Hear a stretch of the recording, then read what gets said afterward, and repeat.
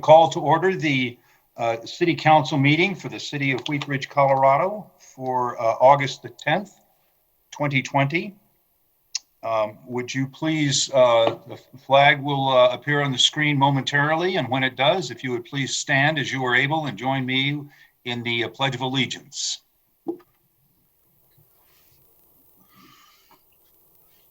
I pledge allegiance to the flag of the United States of America and to the republic for which it stands, one nation under God, indivisible, with liberty and justice for all.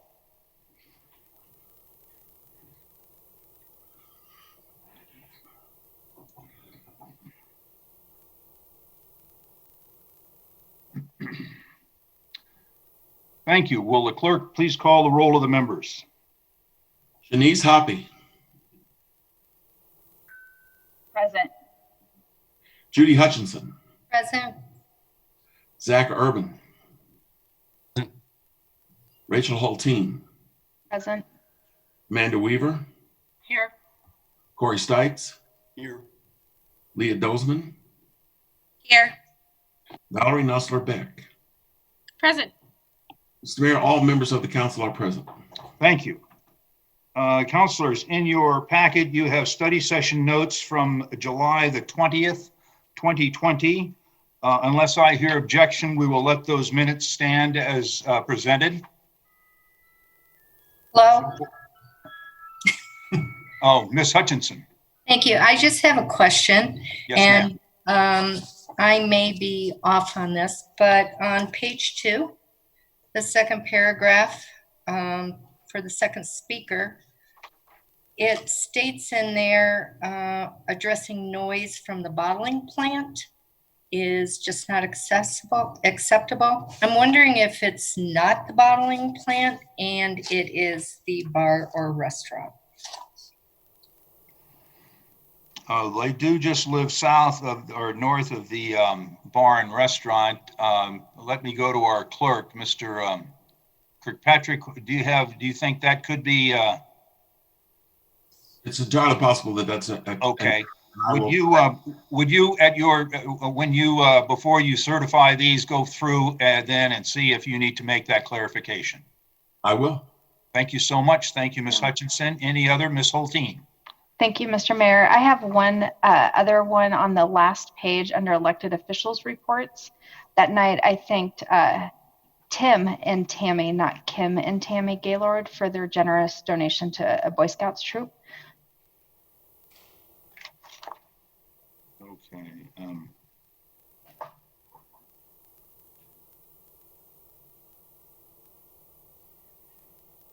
So it's Tim, T-I-M? T-I-M. Okay. Thank you.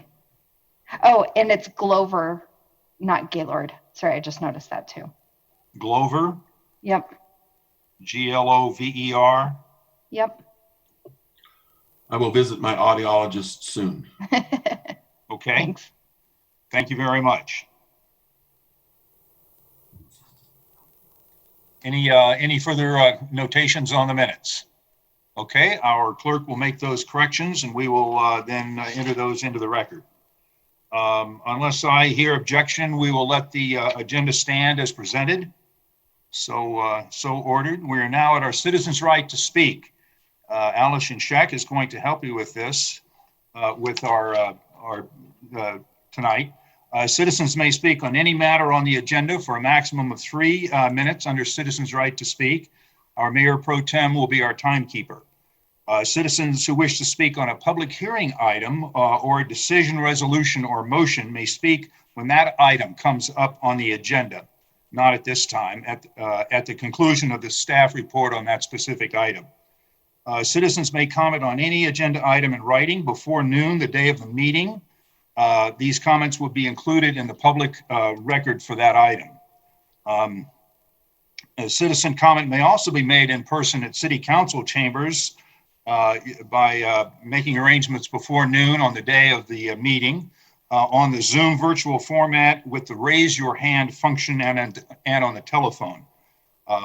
So I'm going to ask If you would like to speak now, to raise your hand on the Zoom format, and we will go to those speakers first. I'm going to go to Ms. Scheck, and do we have anyone raising their hand that would like to speak? Mayor, I'd like to call on Rob Robinson with Amanda Opp on deck. Okay, Mr. Robinson, please introduce yourself, your first name and your last name, and if you would spell your last name and give us your address, and then you may go ahead and you'll have 3 minutes to speak, and our Mayor Pro Tem is the timekeeper. So please continue whenever you're ready. Well, the first speaker was intended to be Andy Rasmussen's daughter, Jasmine. Okay. Yeah. Have they signed on to Zoom yet? Don't believe so. No, I don't see them, Mayor or Mr. Robinson. Oh, okay. Well, let Amanda start then. Amanda Opp. Okay. We'll go with Amanda Opp. I'm Amanda Opp, OPP, and I live at 46 Hillside Drive. Scientists overwhelmingly agree that greenhouse gases like carbon dioxide and methane are trapped in the Earth's atmosphere, and when they are not mitigated, cause the climate to warm. Our planet naturally mitigates carbon with healthy forests and healthy oceans, but when humans are putting more carbon in the atmosphere than can be absorbed, the result is warming temperatures. These elements are called greenhouse gases because they behave much like the glass on a greenhouse, trapping the sun's warmth on the Earth's surface. Since humans have been able to track the Earth's climate, we've been able to maintain a relatively steady global temperature. In the last century, global temperatures have risen beyond what is considered normal temperature fluctuation. According to the Intergovernmental Panel on Climate Change, to have a 67% chance of staying below a 1.5 degrees Celsius global temperature rise, the world has 350 billion tons of carbon emissions left to spend without irreversible damage. Our global population is currently emitting over 37 billion tons per year. At this rate, in 10 years, we will have passed the point of keeping global temperatures below the 1.5 degrees Celsius increase. For reference, each individual is most likely responsible for emitting 16 tons. Individual behavior only makes a difference if it is backed by changes in business and industry behavior, as well as governmental policy change. All three of these will be required to avoid passing the tipping point of a warming planet. In order to protect our planet, we must view this as borrowing Earth from future generations, and the individual can only make so big of a difference without help of businesses and government. Local government is the foundation of America. Without meetings such as the House of Burgess, we wouldn't be here today. City Council, now is your chance to make a change for my generation and generations to come. Next up is Heather Head, I believe. My name is Heather Head. Can everybody hear me? Yes, we can. I live at 3541 Parfait Street. The last name is spelled Heav. Also, I'm on the Sustainable Wheat Ridge Committee. For the past 60 years, every decade has been hotter than the last, and 2020 is poised to be among the hottest years ever. It was a record 125 degrees Fahrenheit in Baghdad this last July, and 100 degrees above the Arctic Circle this June. Australia shattered its summer heat records as wildfires, fueled by prolonged drought, turned the sky fever red. Nearly everywhere around the world, heat waves are more frequent and longer lasting than they were 70 years ago. The top 5 hottest years on record are 2016, 2015, 2014, 2013, and 2010. Not only was 2016 the warmest year on record, but 8 of the 12 months that make up the year were the warmest on record ever. Colorado's climate is warming. According to multiple independent measurements, Colorado's temperature have increased by approximately 2 degrees Fahrenheit between 1977 and 2006. A warmer climate impacts everything we hold dear. Snowpack in the Southern Rockies will drop 50% this century. Less snowpack means less water since we receive 70% of our water from snowpack. Less water means more droughts, which puts our drinking water at risk, hurts our agricultural communities and their economies, increases the risk of wildfires. With higher temperatures and less water, the severity, frequency, and extent of wildfires in Colorado is much higher. Government policies during COVID have drastically altered energy demand around the world.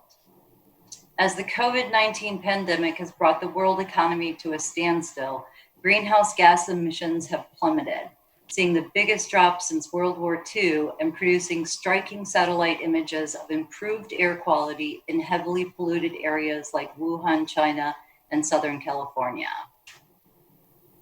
For emission reductions to meet climate change targets that limit the harmful effects of climate change, that it would require a drop of this magnitude to occur every year for the next several decades.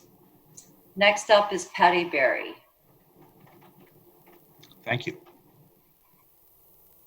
Mayor, I don't see Patty Berry. So Miss Berry, if you're out there, perhaps you could put your hand up. Oh, I see you. Thank you. Thank you.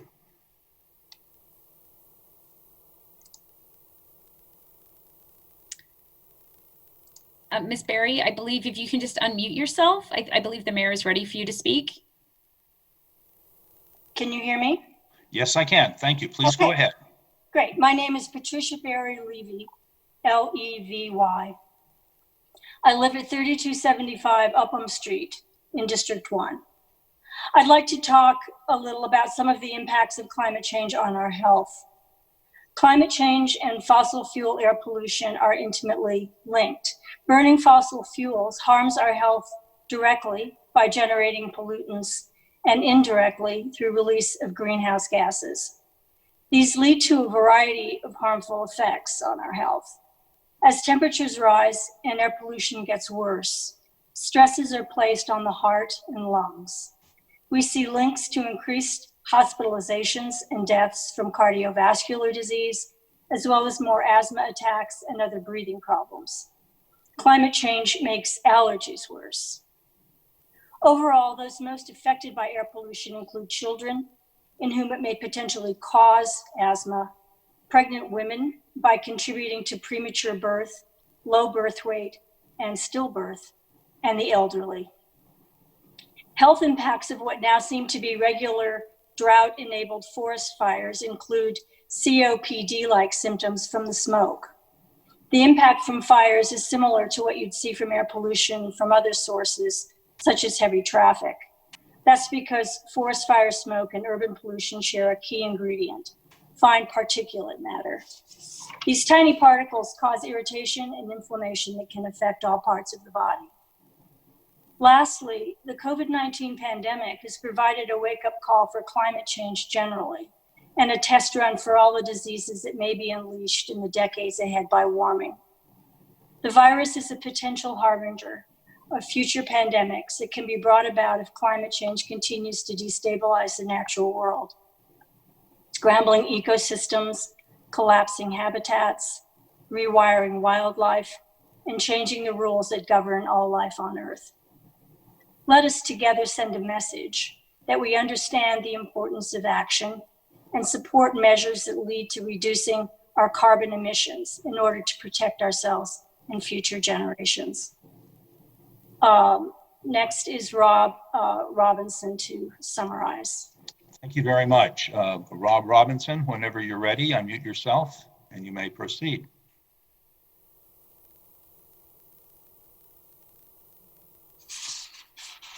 Rob Robinson, ROBINSON, 4 Hillside Drive. Good evening, Mayor, Council, and City staff. Now, on behalf of the preceding speakers and the Sustainable Wheat Ridge Committee, it's my job to ask the City Council to speak out for federal action on the climate crisis. On many levels, individuals, communities, and states are taking action. Where we're failing is on the federal level. The action we're asking the City Council to take is a simple, no-cost action.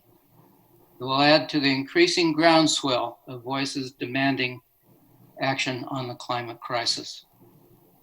We are asking the City Council to issue a resolution calling for passage of an act currently under consideration in Congress. The bill is H.R. 763, the Energy Innovation and Carbon Dividend Act. Congressman Perlmutter is a co-sponsor. There are four major components to the act. First, there's a fee on carbon production, which creates market-driven demand for cleaner energy. Two, from the fees collected, a dividend is paid to Americans on a monthly basis to offset cost increases. Three, there's a border adjustment, which ensures competitiveness of American manufacturing and creates an economic incentive for all nations to price carbon. And four, there's a regulatory adjustment, which avoids redundant regulation of greenhouse gases. Economists estimate that the act will single-handedly reduce greenhouse gases by 40%. 3,500 economists support carbon pricing. The last survey of Wheat Ridge residents showed strong support for environmental sustainability. Mayor Starker and former Mayor Joyce Jay both endorsed resolutions by the Climate Mayors group. A City Council resolution would be significant, magnifying the voices of Wheat Ridge residents to our congressional delegation, the state legislature, and our neighboring communities. We respectfully ask the city staff to return to council with a resolution in support of HR 763. We appreciate your attention this evening and your consideration of our request. Lastly, there is our first speaker. I don't know if she is there, but she's the star, a 10-year-old. Can you check whether she's on? You cut out just a moment there, but we will see if we can contact her. Ms. Scheck, how Yes. do you? Mayor, is Jasmine Rasmussen, I believe you're on. You can go ahead and unmute.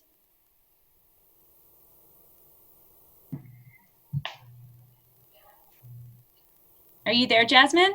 Yes, I am. Okay, Right Jasmine, ahead, all listening. thank you for joining us, and you may continue whenever you're ready. Hello, my name is Jasmine Rasmussen Loza. Today we will be presenting some of our perspectives on climate change and how it affects our world today and in the future. We would like you as City Council to support the HR 763 Dividend Act. According to Wikipedia, this bill processes a fee on carbon at the point of extraction to encourage market-driven innovation of clean energy technologies to reduce greenhouse gas emissions. I live here in Wheat Ridge, Colorado. I'm in 6th grade. Humanity is like the naughty kid in the class. When one person messes up, it's messed up for the rest of us too, and we'll all end up fixing it together. In classrooms all over the world, there's always that one kid who messes it up for everyone else. The one kid who changes everybody else's plans. Well, in our case, that one kid is actually humankind. We're the one species. We're the naughty kid. One of the ways we got to this position was by creating these giant factories that produce so many smokestacks a day we've lost track. On walks at school, it's very easy to notice the brown cloud hovering over our cities. It's very simple to see that that brown cloud is here because of us. One thing that definitely doesn't help our case is Suncor, or Bucor as I've always called it. and factories all over the world similar to it. If it weren't for humankind, this planet would still be the clean, peaceful place it once was. If it weren't for humankind, there wouldn't be trash scattered across our planet. Our Earth has been warming so fast that our biggest ocean coolers, the icebergs, have actually started to melt and break into the ocean, making our planet even warmer. We've also been having terrible wildfires in Australia, which are thought to have killed around 3 billion animals, if not more. All of this is due to climate change and our actions. In the last century alone, our Earth has warmed 0.7 degrees Celsius, roughly 10 times faster than it should have risen in the past century. If we can all just work together, change our ways, and make more environmental decisions for our community, then maybe we can save our planet and make it the place it once was. Thank you. Thank you very much, Jasmine, and I want to thank all of the speakers who have joined us tonight to talk about this piece of legislation. Thank you for your thoughtful remarks. Ms. Scheck, do we have additional speakers in our Zoom format? Mayor, I don't see anybody with their Zoom hand up. Okay. Is there anyone joining us on the telephone or another device who would like to speak under citizens' right to speak? This is your opportunity. If you'll unmute yourself and ask and speak up, I'll recognize you.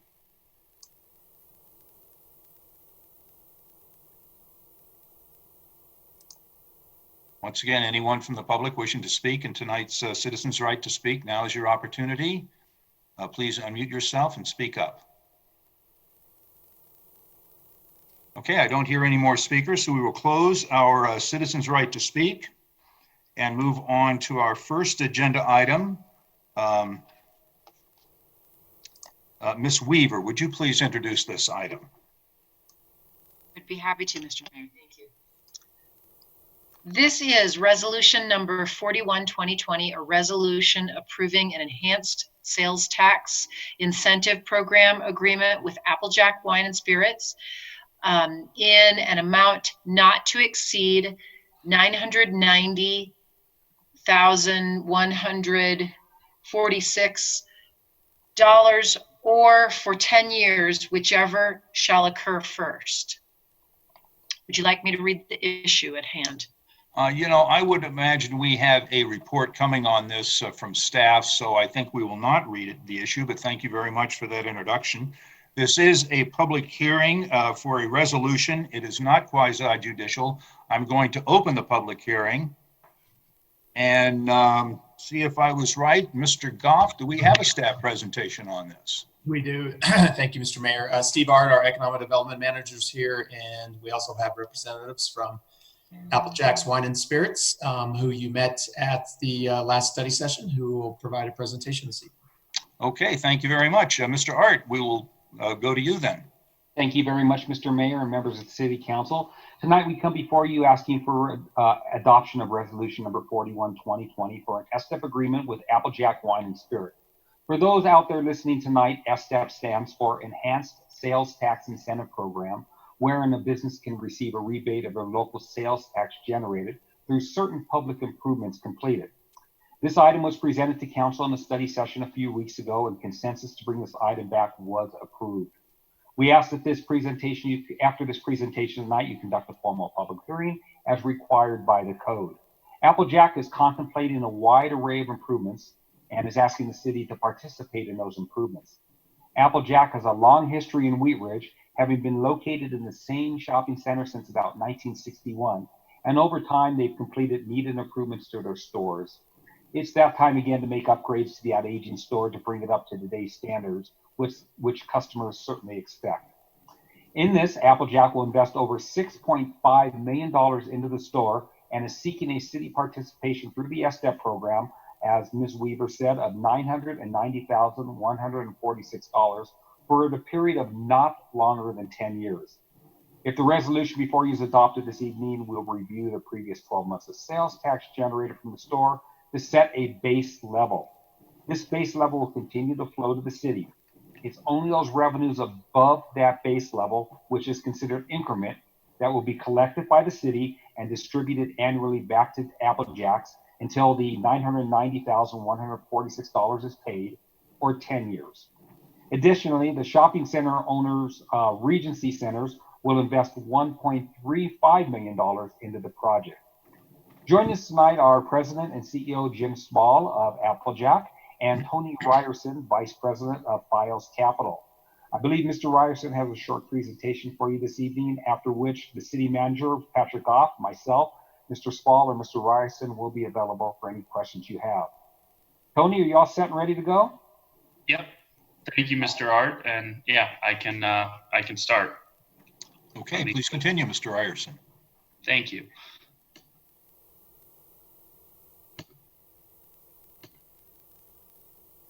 All right. Can everyone see my screen? Yes, we can. Thank you. Great.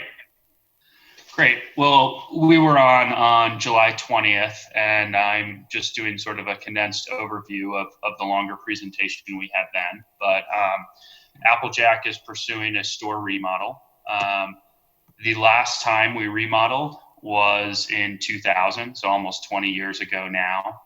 And over the past 20 years, we've seen retail change tremendously. There's the advent of Amazon. There's many more modern retailers focusing on experiential retail, much more modern architecture, and many didn't have 20 years ago. On top of the basic need to change, our competition has become stiffer, especially over the past decade.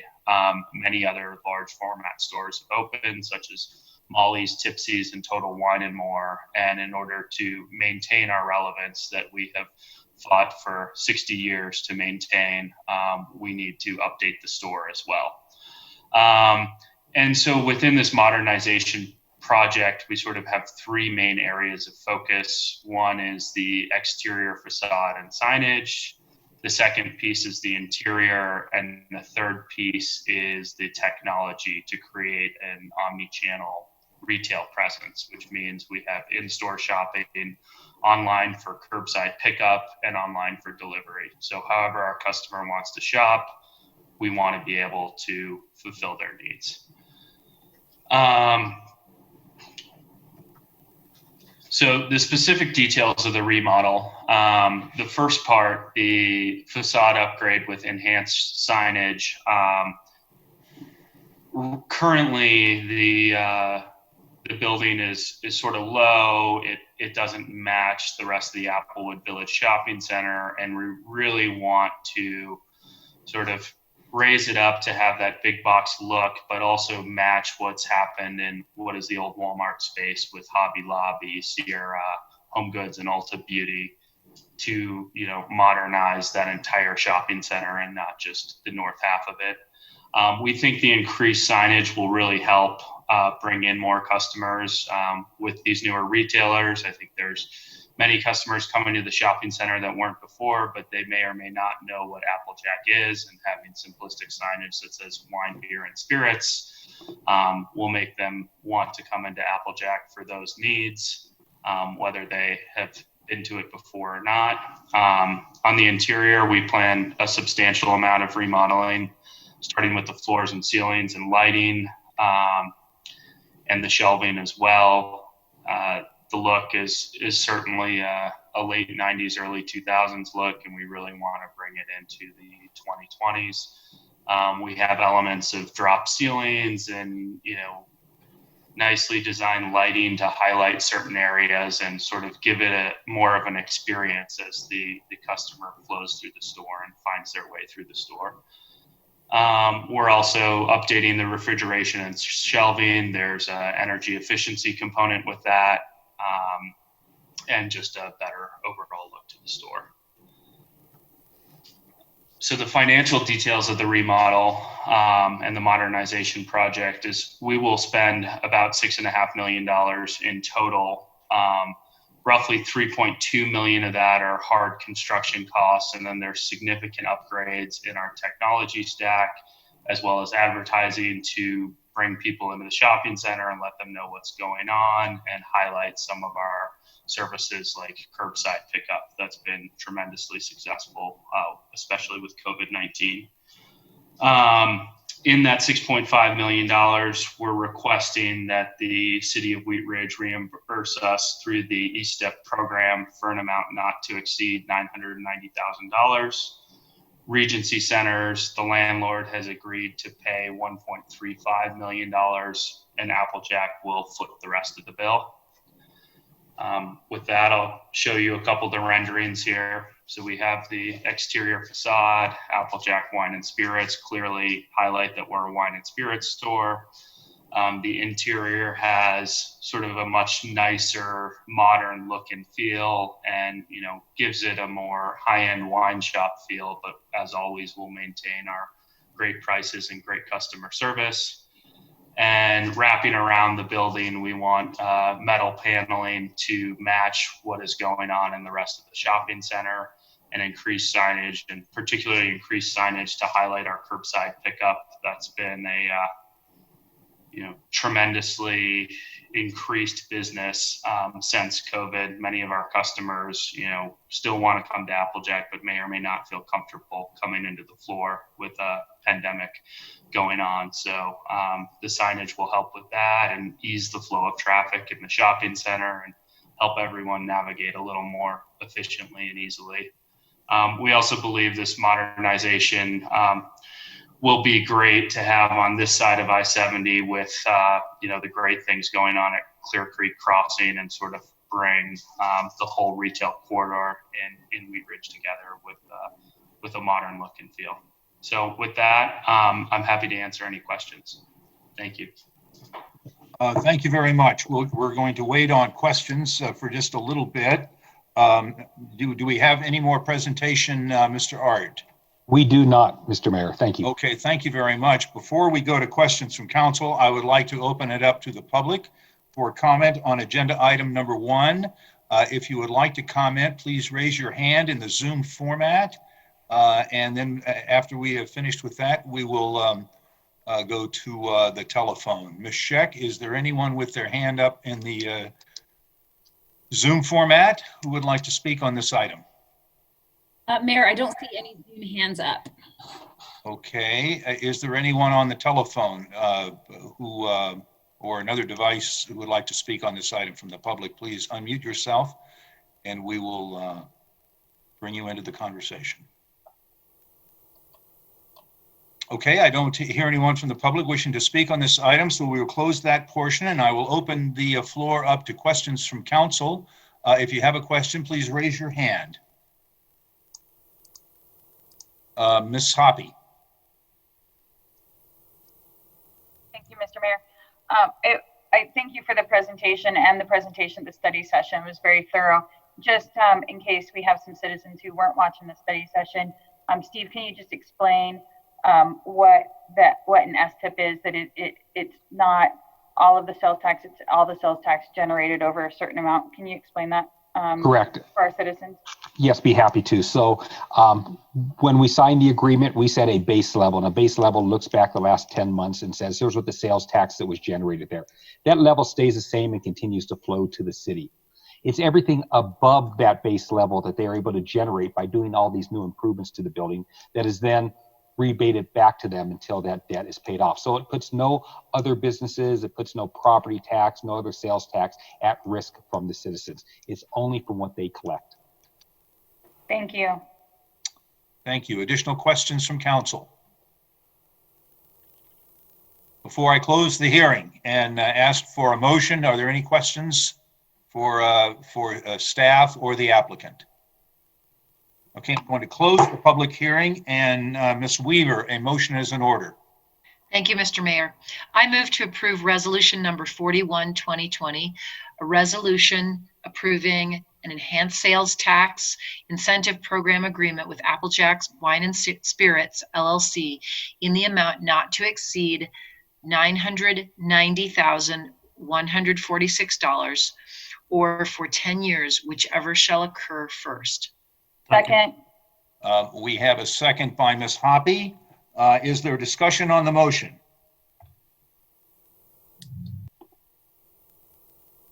Okay, seeing none, we will go to a vote. All those in favor of the motion, please raise your hand so that the clerk can record the votes. Mr. Mayor, the motion has passed unanimously. All right, thank you very much. And thank you very much to Mr. Ryerson and your team and Mr. Art for joining us tonight to explain this item.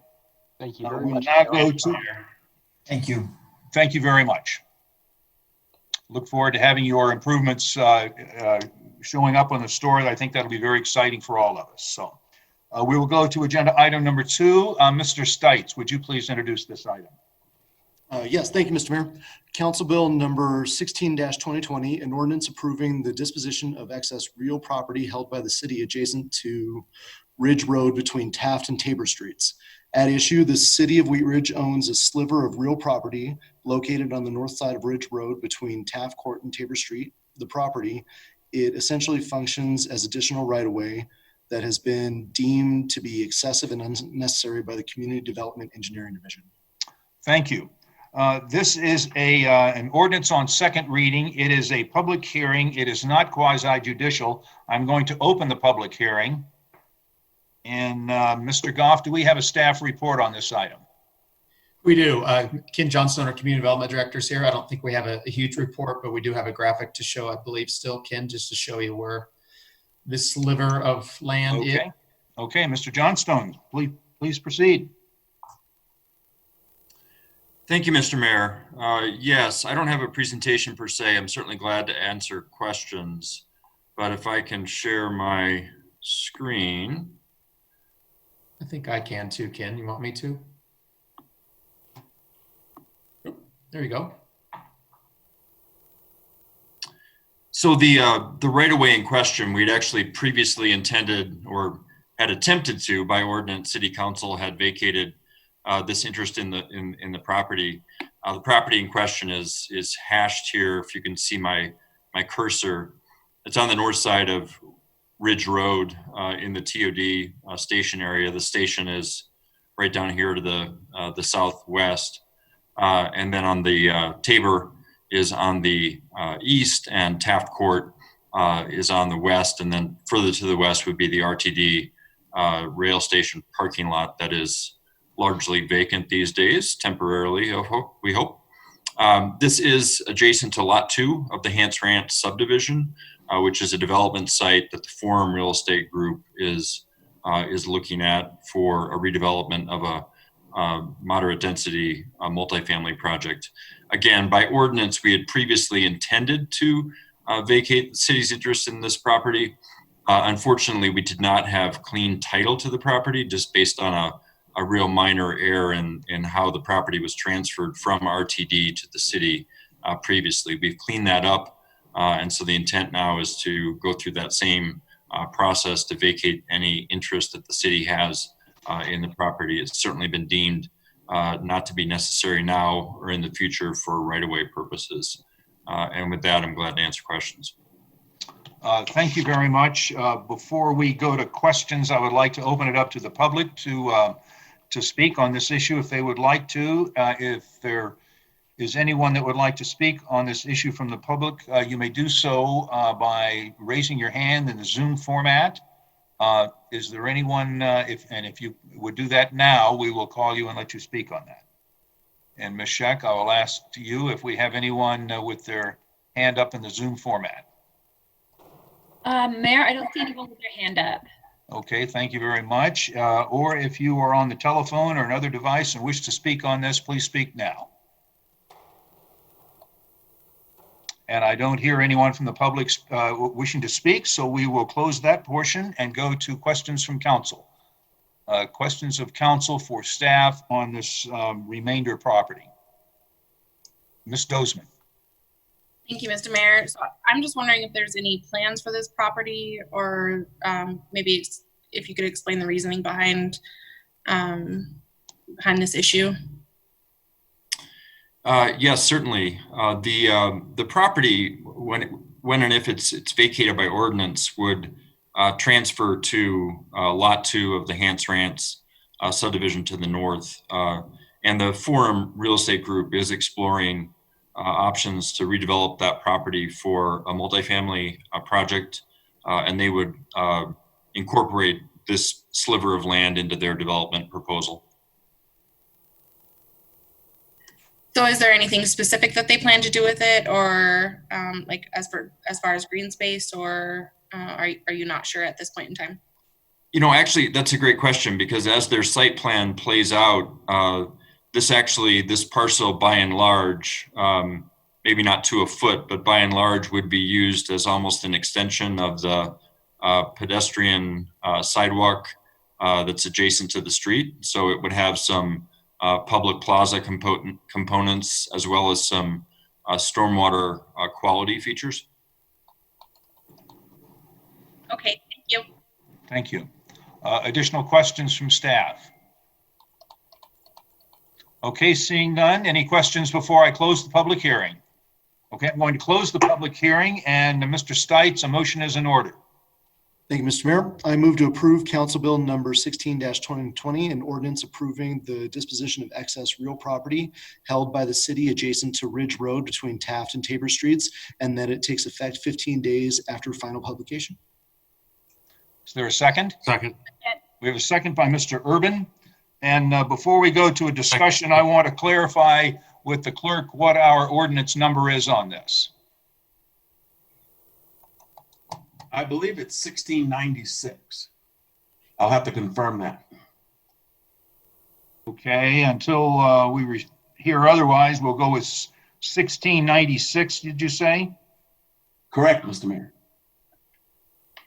Thank you. Okay, is there discussion on the motion? Okay, seeing none, we will close discussion and go to a vote. All those in favor of the motion, raise your hand, please, and will the clerk please poll the council?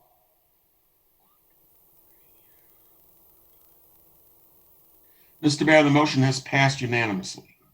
All right, thank you very much. We will go to agenda item number 3. Mr. Urban, would you please introduce this item?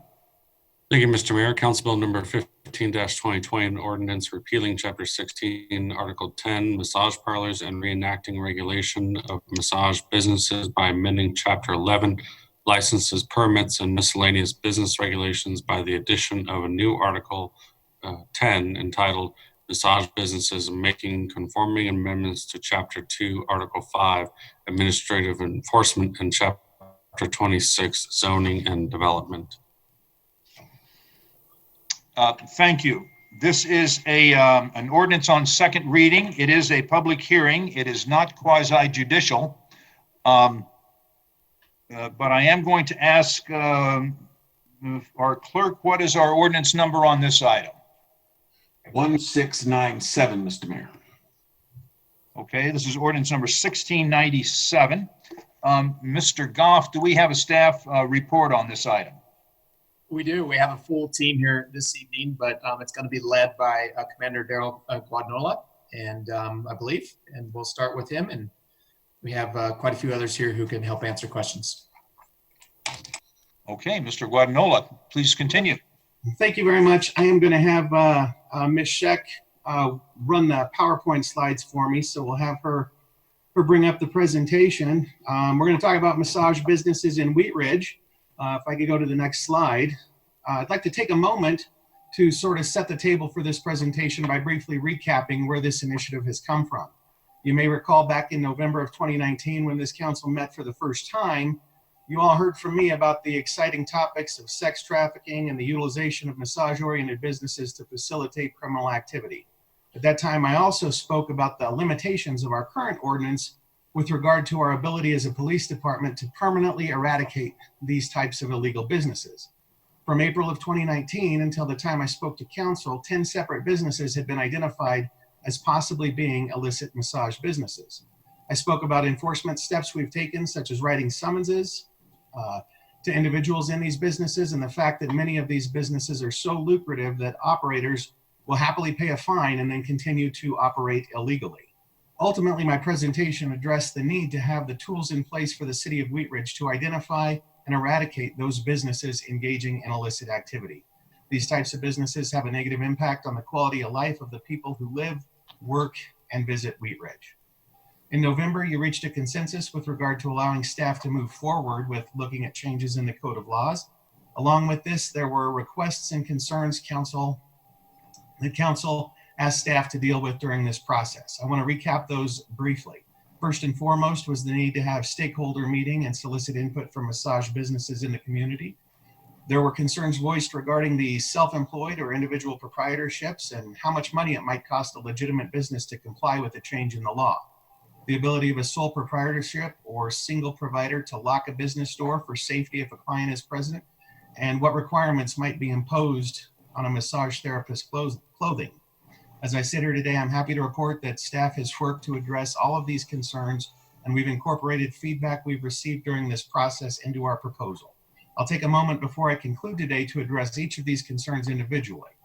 Our goal for the proposed regulation changes is to encourage and help legitimate massage businesses thrive while protecting the health and safety of Wheat Ridge residents and visitors, as well as promote Wheat Ridge as a place for exceptional business. Next slide, please. Essentially, what this proposal does is repeals Chapter 16 of Article 10 regarding massage parlors and amends Chapter 11, which addresses license permits and miscellaneous business regulations. Ultimately, what this does is make two big changes. First, massage therapy will now be included in our regulations. Under our current structure with massage parlors in Chapter 16, massage therapists are exempt and looked at differently than massage parlors. This will no longer be the case. The other change this proposal makes is that it allows the city to regulate these businesses under licensing as opposed to using the unlawful acts provisions currently under Article 10. These code changes were put together by City Attorney's Office, and I'd like to introduce Jane Greenfield, and of course you all know Jerry Dahl from the City Attorney's Office, and have them touch briefly on what happens in the code and why under this proposal. Let me start, and then I'll hand over to Jane. Council may remember that Jane Greenfield was in front of you on the liquor code changes some time ago, and so you'll recall her then. She's worked closely with Commander Guadagnola and the folks in licensing at the city to evolve this ordinance.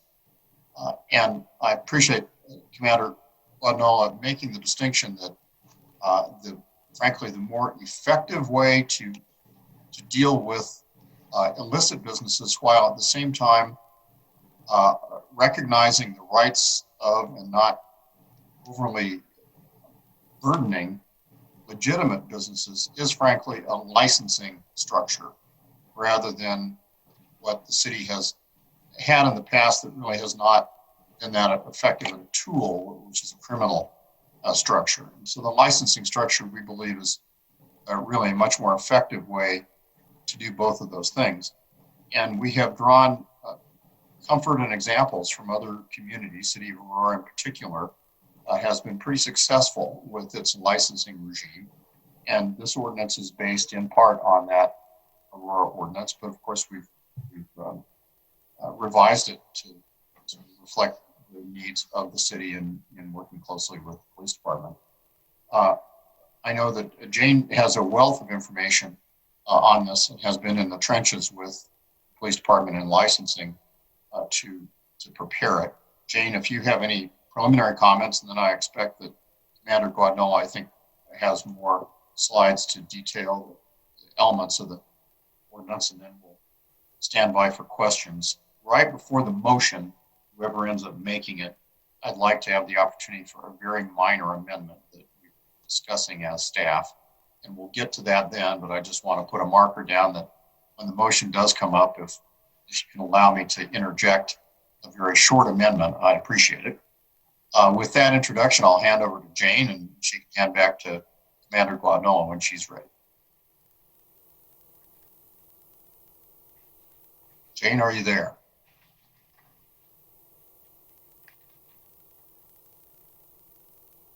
Can you hear me? Ms. Greenfield, yes, we hear you well. Please continue. Thank you. I just wanted to add one thing to what Commander Guadagnola and Jerry Dahl have indicated regarding this change from regulation of massage parlors to regulation of massage businesses in all forms. As we feel that Chapter 16 really is enforced primarily through the criminal justice system, which, as you may know, is a lot slower and has a lot more procedures involved than regulating something through your administrative enforcement section in Chapter 11. So there is a summary provision in the new chapter that we're recommending to you, which will allow the police department to much more rapidly address any issues that might arise in the case of what we would consider an illegal massage business.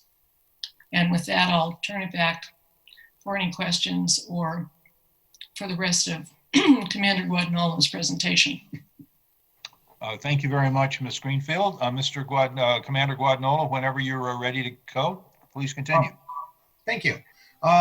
Currently, massage businesses are required to obtain a business license. If a massage business that does not have a licensed massage therapist providing massages wanted to open, they would be required to get a massage parlor license under our current law. At present, we do not have any massage parlor licenses issued. The proposed change will create 2 additional licenses for massage businesses: a massage business license, which has a proposed fee of $25, and a massage business manager's license, for which there will be no charge. These 2 licenses are in addition to the City of Wheat Ridge business license, which currently costs $20. Massage businesses will have 90 days after the effective date of this ordinance in which to obtain their new licenses. All of the license renewals will be due annually by January 31st each year. And in an effort to make this as business friendly as possible and incentivize prompt compliance, the $25 massage business license fee will be waived if it's obtained within 30 days of the enactment date.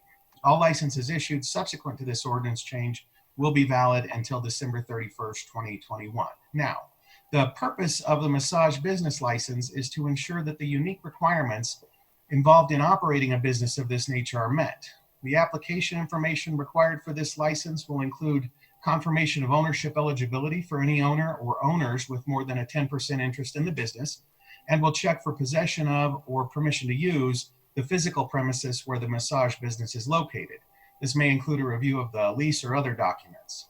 The completed application will also include the names and massage therapy license numbers of all the therapists practicing at the business. Finally, the license will ask about any criminal or disciplinary history related to the massage business. As you are all aware, there are many industries that by nature are subject to regulations beyond those of other businesses. This often is due to the potential for criminal activity that arises out of these businesses. Alcohol and marijuana establishments are a great example of these. Given the propensity for human trafficking and other criminal conduct to take place at massage-oriented businesses, we believe these additional regulations are in order.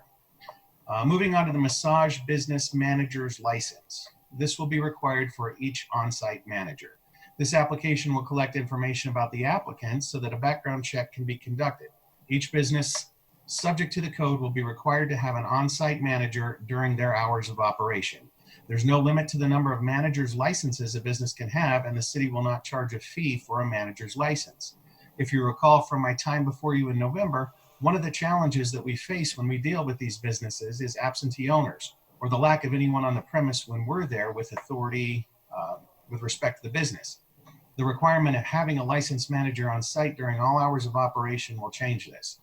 Please note that an individual massage therapist operating a massage business as a solo practitioner is not required to obtain a massage business manager's license. There are a couple of other exemptions to licensing that I will address shortly, but first I want to talk about denials. If I could have the next slide. A license may be denied as a result of a previous or pending criminal investigation, which has led or could lead to the suspension, revocation, or voluntary surrendering of one state-issued massage therapist license. In addition, it might be denied if a background check on any owner or manager reveals certain crimes such as sexual misconduct with a child, prostitution, embezzlement, money laundering, or other crimes that would raise a question about the character of the individual. If there is insufficient proof that the applicant possesses a state massage therapist license, the license will be denied. And if the location of the business has had a massage business license revoked or surrendered for cause within the previous 24 months, the license will be denied. You may also recall when I was before you in November, another common issue we encounter is the same illegal business occupying the same space and merely taking on a new name. This will be prevented from happening under this ordinance. Next slide. I mentioned there were some exceptions for licensing. First among these are solo practitioners who do not use a business name or an assumed name. It also includes sole practitioners who, although using a business name or assumed name, provides the massage therapist's full legal name or license number in each advertisement and each time the business name or assumed name appears in writing. State-regulated businesses, including training rooms, medical offices, and chiropractic facilities are also exempt. Next slide. Additional requirements under this code: all therapists must have a valid Colorado massage therapist license, a copy which must be available for inspection on site. The business must operate with a licensed manager on site. The business may not operate between the hours of 9 p.m. and 6 a.m. All interior and exterior doors must remain unlocked unless the business is operated as a home occupation or there is only one employee on the premise. The business cannot be used for housing, sheltering, or harboring any person unless the business is operated as a home business. Employees must be fully clothed. A table shower is prohibited unless it is approved as part of the issued massage business license. No sexual acts can take place in the course of business, and any such acts must be reported to the Wheat Ridge Police Department. The business must comply with the city inspection requests and may not attempt to elude city inspection by exiting out the back doors or remaining behind locked doors. Employees of the business must provide identification to the city inspector upon request.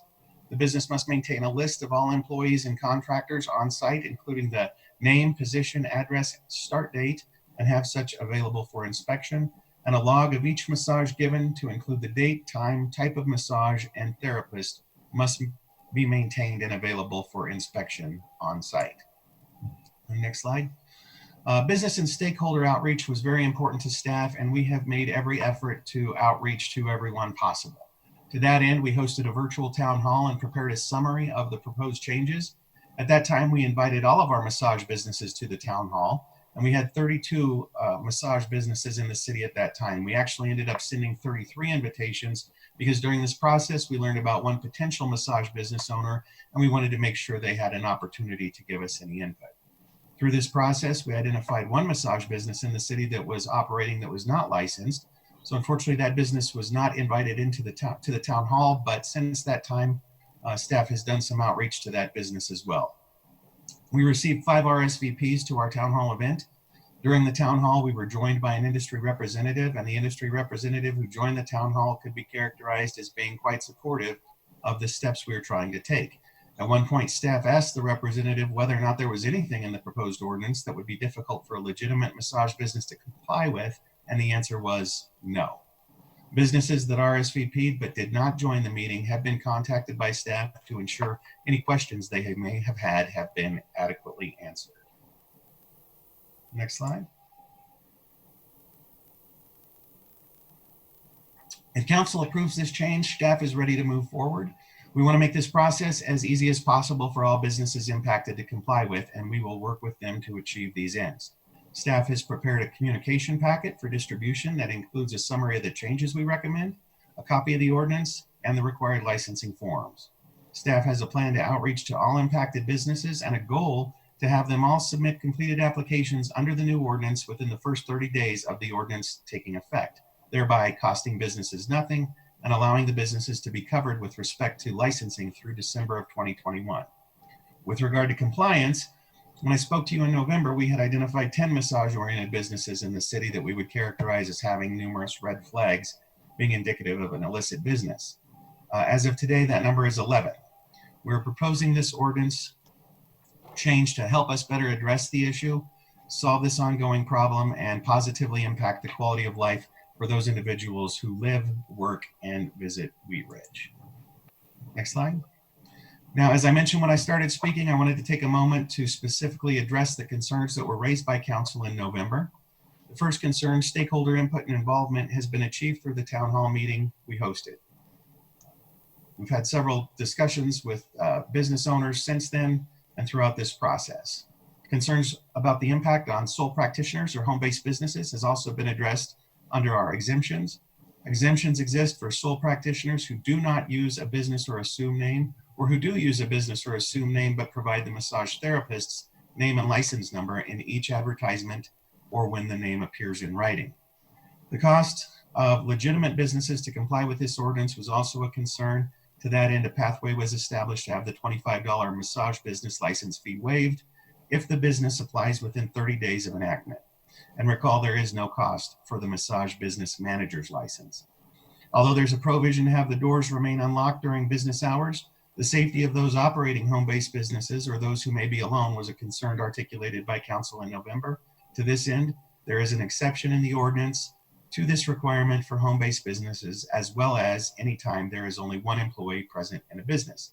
And finally, with regard to clothing requirements, this ordinance falls far short of creating a uniform of any kind. The clothing requirements in this ordinance speak generally to very provocative dress, exposure of the bathing suit areas, or excessive showing of undergarments. In short, staff has worked diligently to draft an ordinance that meets our needs while at the same time addressing the concerns that you have voiced.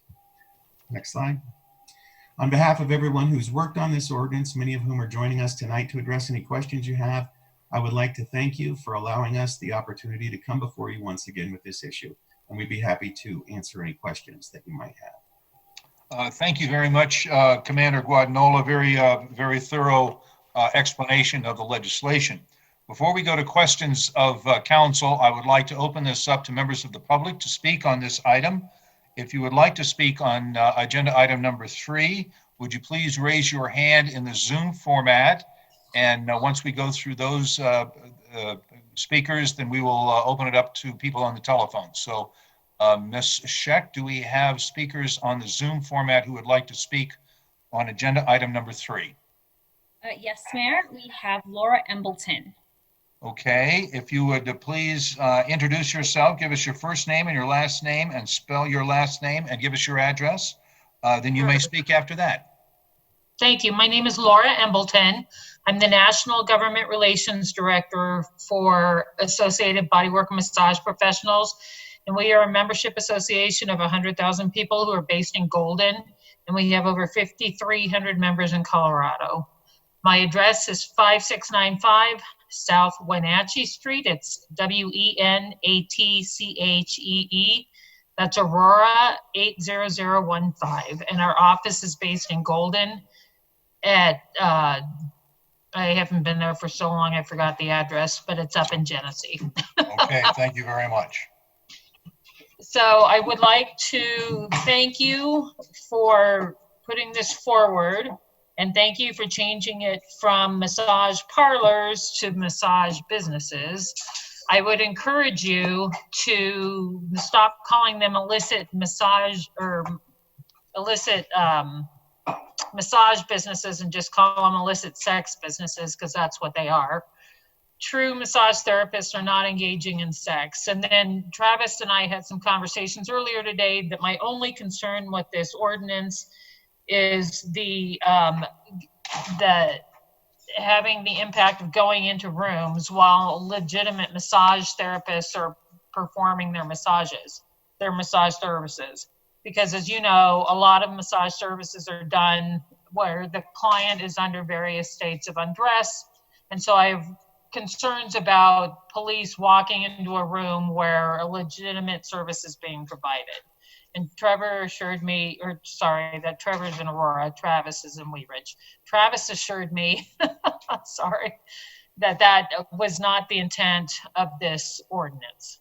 So I think we are good to go, and I appreciate you guys taking this on to get rid of the illicit sex businesses. Thank you very much, Ms. Embleton, for joining us and for your comments. Ms. Scheck, do we have additional speakers in the Zoom format? Mayor, I don't see any other hands up in Zoom. Okay, if you are a member of the public, please raise your hand in the Zoom format, or if you're on another type of device, please unmute yourself and ask to speak, and I will recognize you.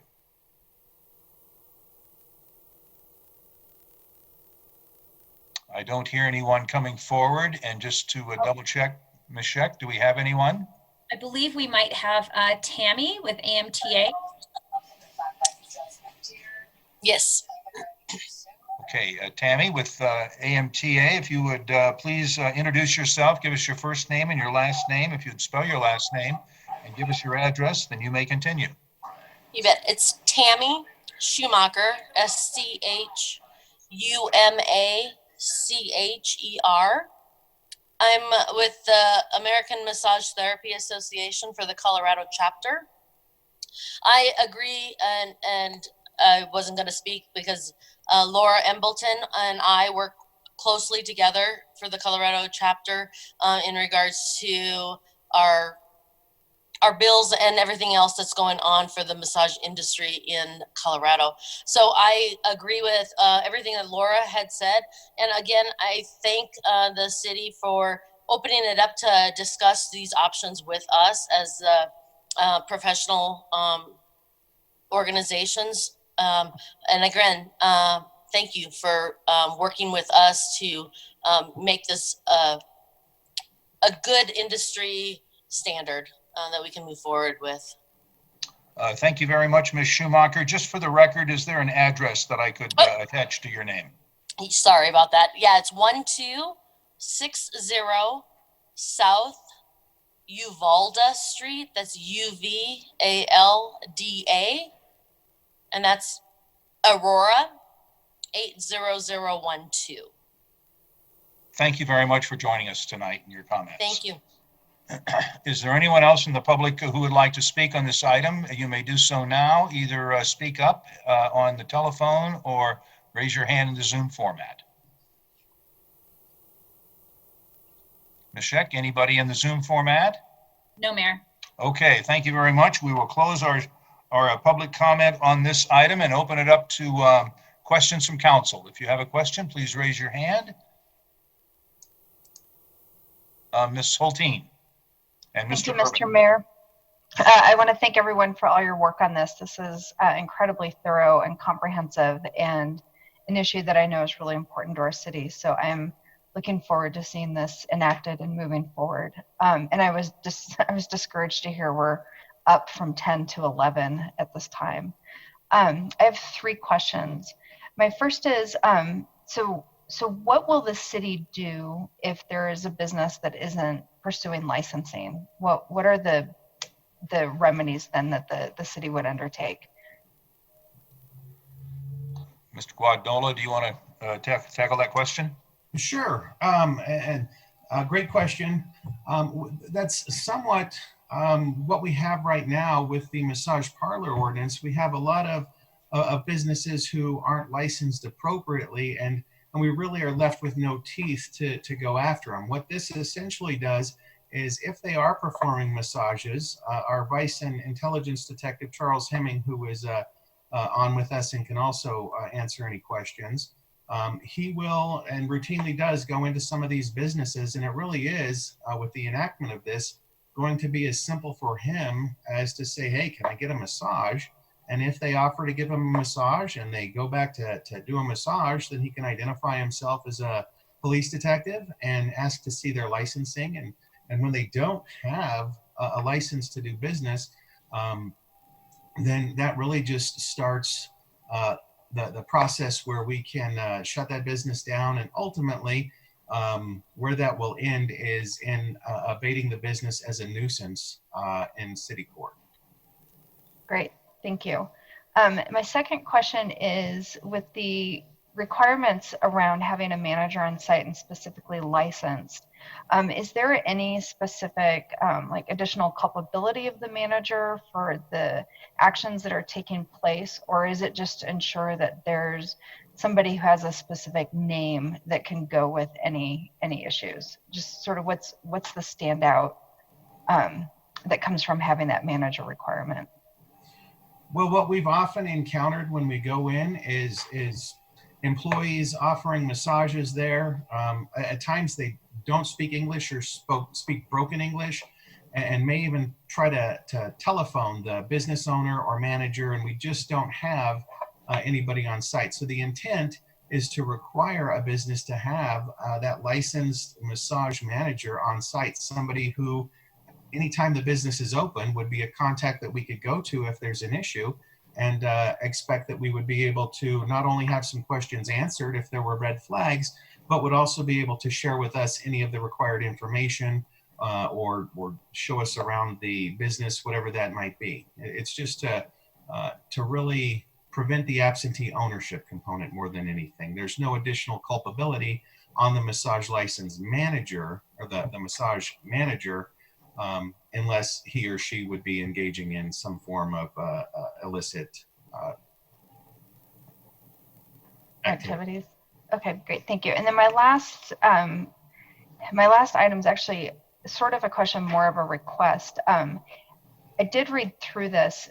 Are there any requirements for these businesses to put up a post on what are these regulations, and if somebody who is getting massage encounters any violations or concerning behaviors, who they could call for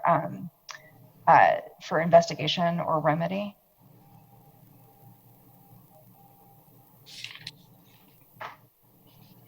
You know, I don't think there's not a requirement in the proposed ordinance that the business itself do anything specific in their advertising. We've replicated the warning and signage that you have in your existing massage parlor ordinances in Chapter 16. But there's no, what I would call, requirement to educate the public. Well, it seems this is a pretty extensive regulatory document, and there's a lot of compliance that we're expecting, both principally from the proprietors of the businesses, but we're really talking about, there's a lot of victims and people who are part of this from the consumer side. And it seems to me having some communication mechanism that really informs them of what the expectations are and what their rights are if there's a violation really serves our community and would help the city being able to more precisely enforce this. Well, I will say from time to time, I think the concern that you're addressing, we will get on occasion phone calls that are complaint driven from people who have gone into these businesses expecting, you know, perhaps a legitimate massage and then having been propositioned for something more. And they most assuredly will call the police, and we do get those calls from time to time. I'm not sure how we would, and there's nothing proactively in this that would require that person to report that to the police, although there is a provision in the ordinance that requires any sex acts taking place be reported to the police immediately. Okay, I'll save the rest of this for discussion and let other counselors ask questions. Thank you. Thank you, Mr. Urban. Thank you, Mr. Mayor, and I really appreciate staff's work on this, and the thoroughness is very much appreciated. And to Laura Embleton's comment regarding Trevor and Aurora, Trevor and I actually went to high school together and ran cross country together, and he messaged me several months ago and pointed out that Wheat Ridge does have an inordinate number of these businesses, and it was quite embarrassing to get that message from him, because it told me that this is something that is a long time coming. And as we looked at the massage parlor licensing, it was also discouraging to know that while we've had this on the books for a long time, we've never licensed any massage parlor business. And so one thing that I would like us to look at, and we don't necessarily need to put this into the ordinance this evening, but given the timeframes that we've provided with the 30 days and the 90 days, I would like us to at least pencil in on the future council agenda a discussion at that 30-day mark, and then that at the 90-day mark, which would be on September, the meeting after September 9th, and then the meeting after November 8th, that we have a clear understanding of how well this is working and how many businesses have come into compliance and what the status is of those businesses that haven't complied, because this is something that is so critical to preventing human trafficking and dealing with this issue that I feel like we owe it to ourselves to really stay on this and make sure that what we've passed here tonight is actually going to make a difference. So I would ask us to consider that. And to Councilmember Hulteen's point about, making sure that we're able to get businesses in line. Is it after the 90-day period that we would then look at enforcement, or is it after the 30-day period, or when can we start soliciting or receiving complaints for non-compliance in this program? Well, my interpretation is it would be after the 90 days for them to come into compliance. And I really don't see this as being so much complaint driven as it will be a proactive effort on the part of the police department and specifically Detective Hemming to utilize some of these new tools and start dealing with some of these businesses. I would like to add to that, that under your, under the way that you've written the ordinance, while 90 days is the requirement for businesses who already have valid business licenses to come into compliance, there is no such waiting period for any business that has failed to get a business license. That can be enforced as soon as the ordinance is effective.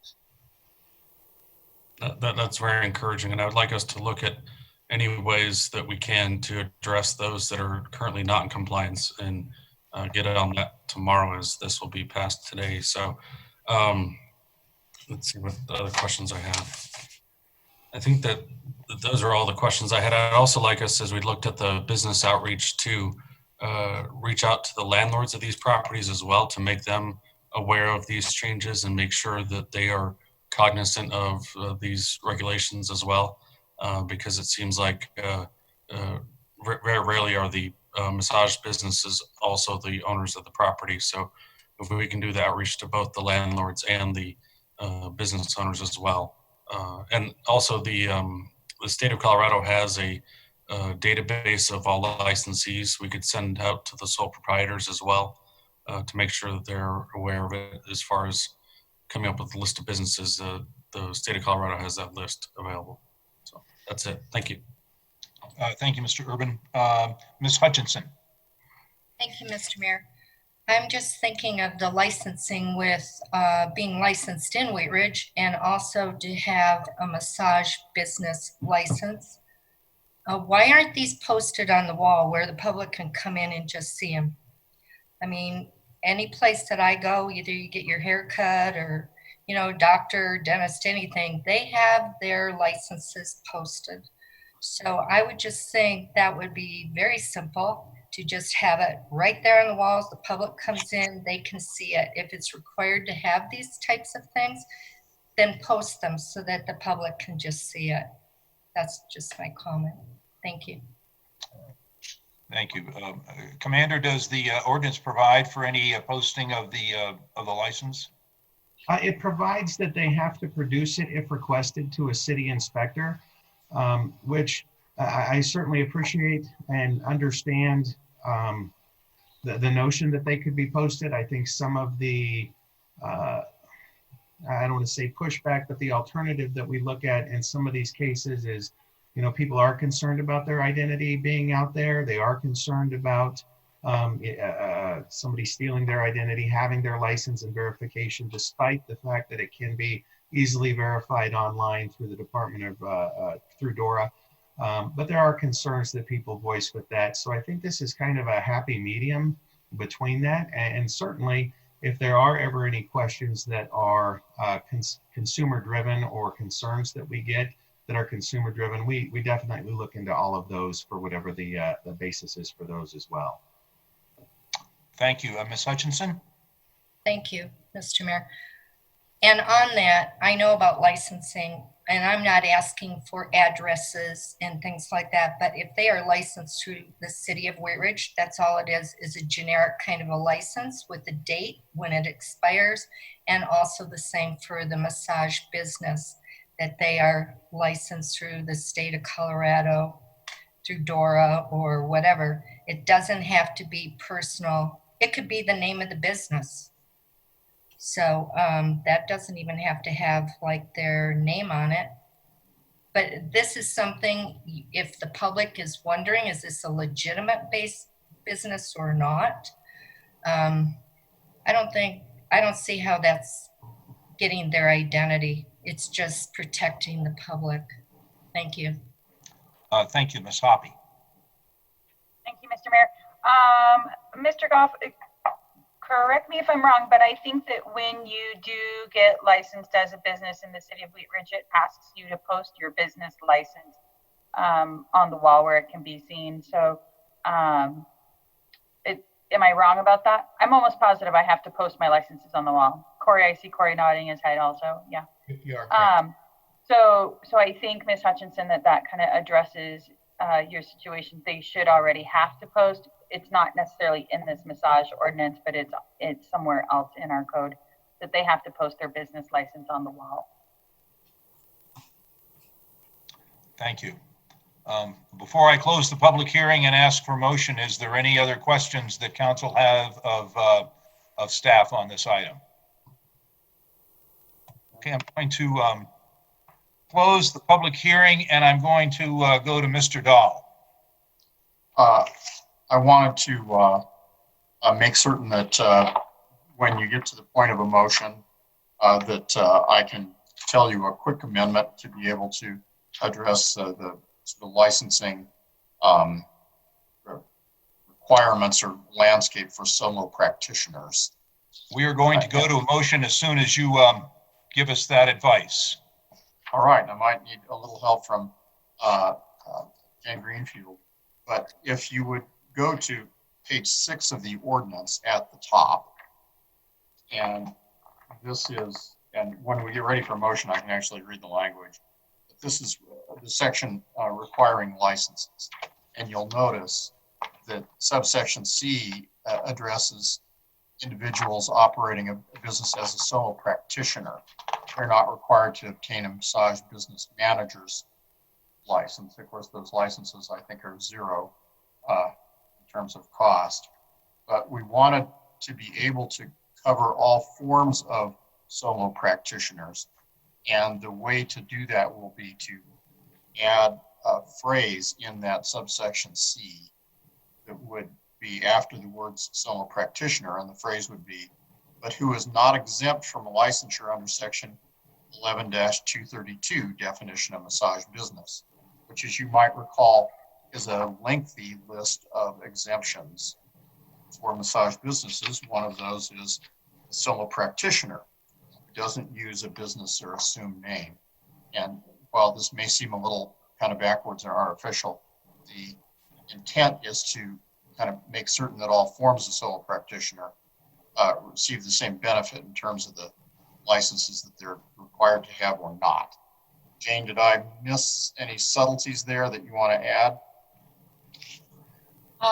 No, except that I would, if someone wants to go directly to section 11-232 definition of massage business under subsection small I, we should probably include that in the additional phrase. Okay. Well, you have that amendment ready, and so when we do get ready for a motion, Mr. Mayor, whoever we identify as the maker of the motion can make the motion, and we'll make a suggestion, and the maker of the motion can agree with the suggestion, as can the second. I realize that's a little clunky, but I think that might be the easiest way to do it. We're really just adding a very short phrase. Okay, so this sounds like a clerical addition to this. We're going to go to Mr. Urban to make the motion on this. Mr. Urban, are you comfortable with incorporating the changes that Mr. Dahl is proposing on this? Yes, I am. Okay. Mr. Urban, the change would be an addition to subsection C at the top of page 6. And Jane, can you read what that change is? Yes. In subsection C, where it says an individual massage therapist operating a massage business as a solo practitioner, add, comma, but who is is not exempt from licensure under section 11-232, definition of massage business, open paren, small I, closed paren, comma. And I will send this to your clerk. Okay. With that clarification, Mr. Urban, if you would please proceed with a motion. Thank you, Mr. Mayor. I move to approve Council Bill number 15-2020, an ordinance repealing Chapter 16, Article 10, massage parlors, and reenacting regulation of massage businesses by amending Chapter 11, licenses, permits, and miscellaneous business regulations by the addition of a new Article 10 entitled Massage Businesses, and making conforming amendments to Chapter 2, Article 5, Administrative Enforcement, and Chapter 26, Zoning and Development on second reading, and that it take effect 15 days after final publication, including the amendments as provided by Ms. Greenfield, indicating a change to page 6, subsection C, relative to the definition of sole practitioner. Second. Okay, and we have a second by Mr. Stites. And Mr. Stites, that clarification is approved in your second? Yes. Okay, thank you so much. We will have discussion on the motion now. If you would like to speak on this issue, we'll go to Ms. Hoppy. Thank you, Mr. Mayor. I think what I was understanding from Council Member Hulteen's line of questioning is that she was asking, is there sort of the consumer's rights posting required by massage businesses, and as I read it, I didn't see that in there. But if that is, I'd like to ask Ms. Hulteen to maybe expand on that a little bit, if that's the line of thinking she was going down the road, and if so, I would support adding something like that. Ms. Hulteen? Thank you. Yes, thank you, Councilmember Hoppy. That is what I was asking. Something just along the lines of, this business is licensed and regulated with the City of Wheat Ridge as a massage business under Ordinance 1697. If you have any questions or concerns, please contact the appropriate number. We could list all of the regulations within this. I think it's a little bit much, but I think a lot of times consumers or citizens don't know who to contact if they have concerns. So letting people know that there are regulations in place and who to contact. I think we could just make that as part of the licensing piece and provide that documentation with the license, if that's okay with council. I don't think it needs to be added to the ordinance. Would there be any enforcement on requiring it to be posted? Same as a business license that we currently, like Ms. Hoppy said, when we distribute those, it does say you must post this. Okay, Mr. Urban? Thank you.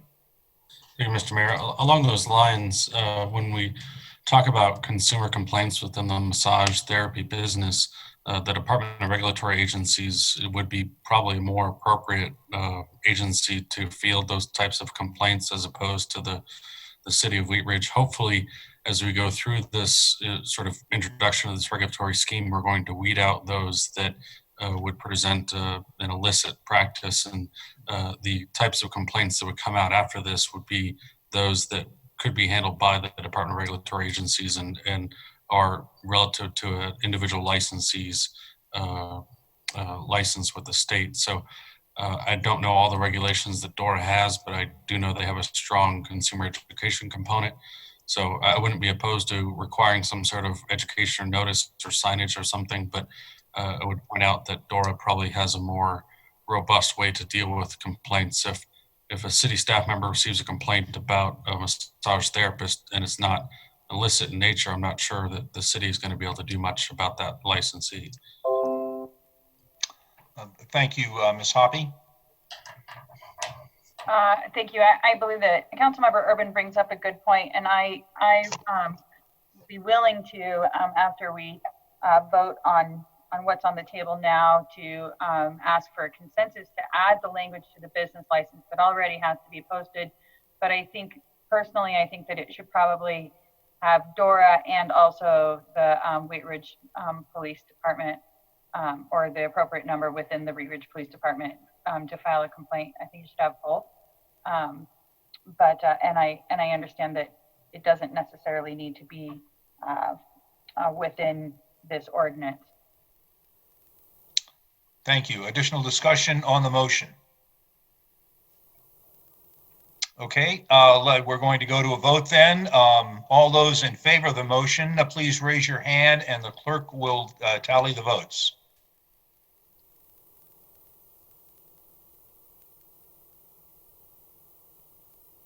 Mr. Mayor, the motion has passed unanimously. Thank you very much. And Ms. Greenfield and Commander Guadagnola and Mr. Dahl, thank you very much, particularly Commander, for giving us a very thorough explanation of this ordinance. It looks like it's very well crafted, and I hope this sort of takes care in one fell swoop a lot of the issues and problems we may have experienced in this industry. So hopefully this is a good step forward for our community. So I want to thank you very much for your work on this. Okay, we will now go to agenda item number 4. Ms. Hoppy, would you please introduce this item? Thank you, Mr. Mayor.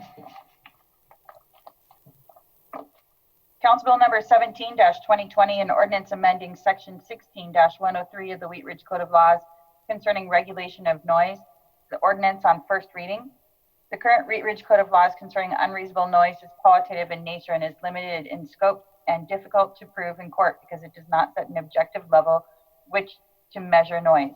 This ordinance will amend section 16-103 of the Wheat Ridge Code of Laws to apply a numeric decibel standard to enforce noise complaints emanating from industrial zone districts within the city, maintaining a reasonableness standard for noise complaints in all other zone districts within the city at a distance of 50 feet or more, and to create a special permit program for amplified sound at events on private property, set date and time limits to provide a limited number of exemptions.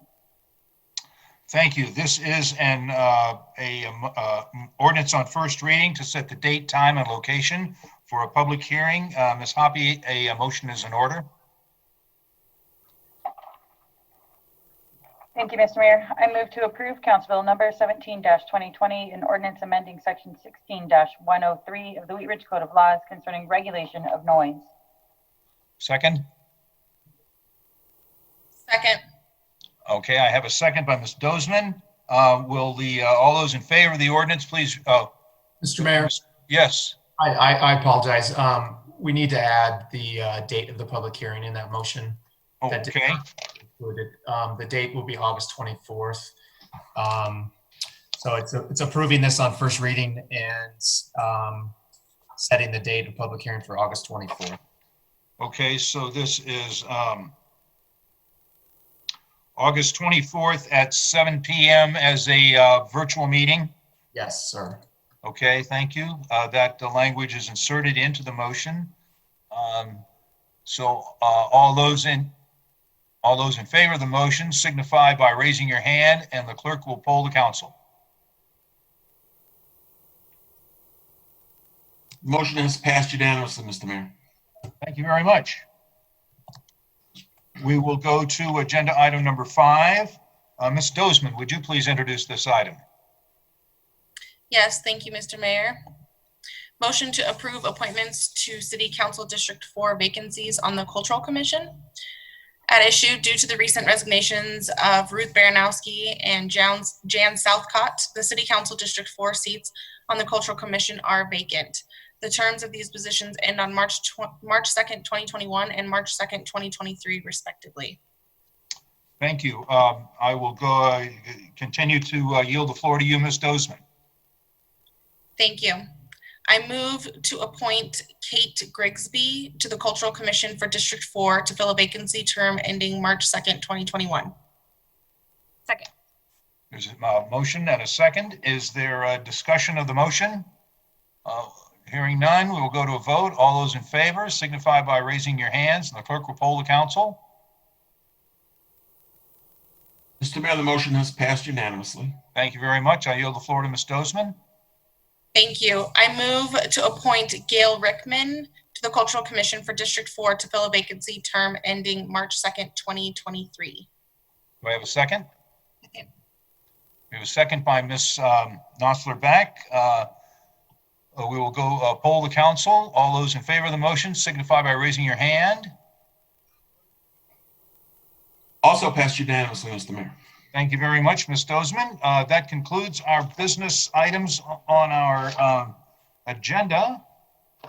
So we will go to city managers matters. Mr. Goff. Thank you, Mr. Mayor. I just wanted to give council and the public a summary of the 2020 mid-year budget update. We've been giving you some updates as we've been going along, as we're getting our financials, and mentioned in the last few weeks that sales tax is looking better than we had projected, which is great. So the 2020 mid-year budget update, which is required by city charter to be provided to city council, is for revenues and expenditures through June of 2020. And just be aware that sales tax is 1 month deferred. So this budget report includes retail sales through May of 2020. But I do have an update on retail sales of June. General fund revenues in total are about 1 million below what was projected this year. And then if you pull out the revenues that we received from Jefferson County for the CARES Act funding, we received about $500,000 in the first through the end of June. Revenues are actually down about 1.5 million if you don't include those revenues. Sales taxes are, again, based on what we projected for this year's budget, are down about $480,000. Service revenues, mainly from our parks and recreation fees, are down about $1 million, again, based on what we projected we would bring in this year. However, use taxes, license fee revenues, and intergovernment revenues are all up. And general fund expenditures are down about 3.4 million. So as we mentioned, we had asked staff to identify as much as they could for budget cuts so that we could, until we have a better idea of what our year-end revenues are going to look like. So through at least June, we're down, our expenditures are down about 3.4 million. If you look at general fund revenues, just as a direct comparison to last year for the same period of time, general revenues are up about 650,000 compared to 2019, which is about a 4.2%. But when you factor out the CARES Act funding that we received, which was about $512,000, and you factor out also the parks and revenue fees, because if you remember last year, all of our parks and revenue fees were in a separate fund, in the recreation center fund, but we closed that out at the end of last year, and now those revenues are in the general fund. So when you back those two out, sorry, I know this is a lot of numbers, but these are important factors to consider. When you back those out, general fund revenues are actually down 3% when you compare them to 2018. And again, when we're just doing a direct comparison from 2019, we're doing just a direct comparison of 2020 to 2019. Sales tax is up about 3.2%, which is great. Other taxes up about 3.5%, and license revenue, which is primarily from building permits, is up 17.6% compared to last year. So still strong growth in our development going on in the city.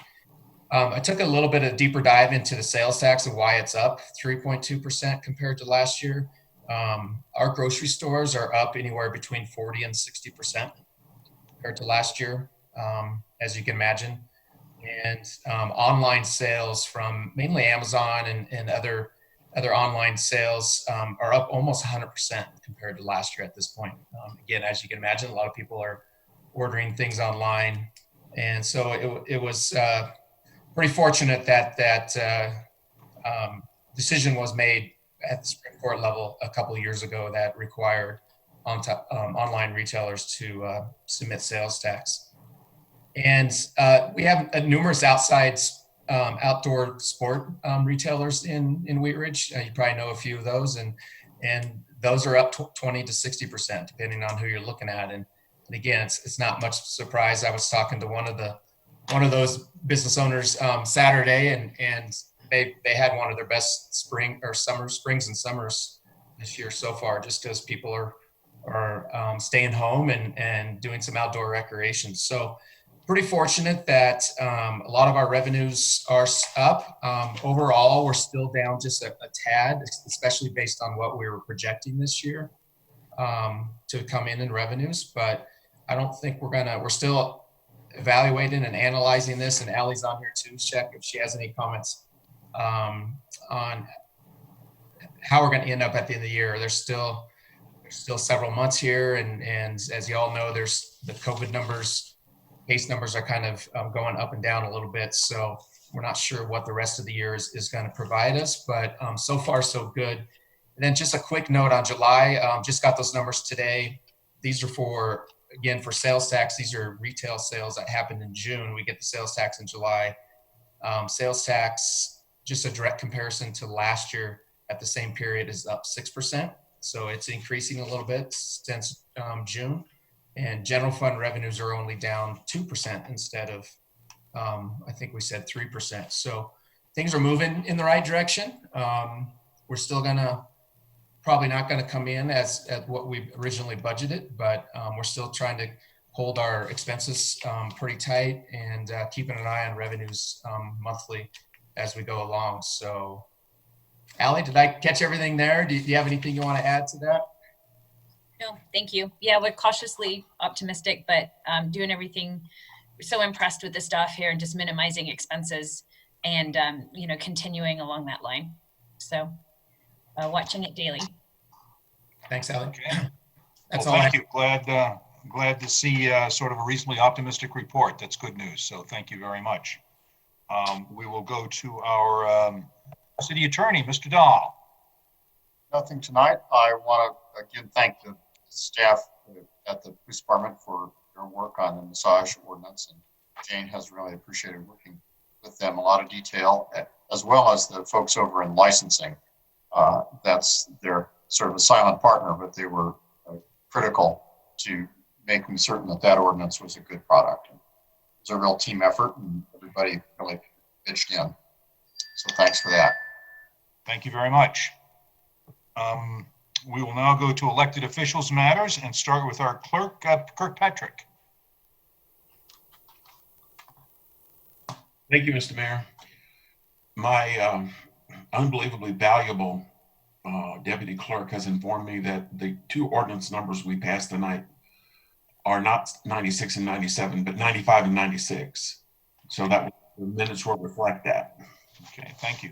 And otherwise, I thank the staff for the unbelievable work they continue to do literally every day on behalf of the people of Wheat Ridge.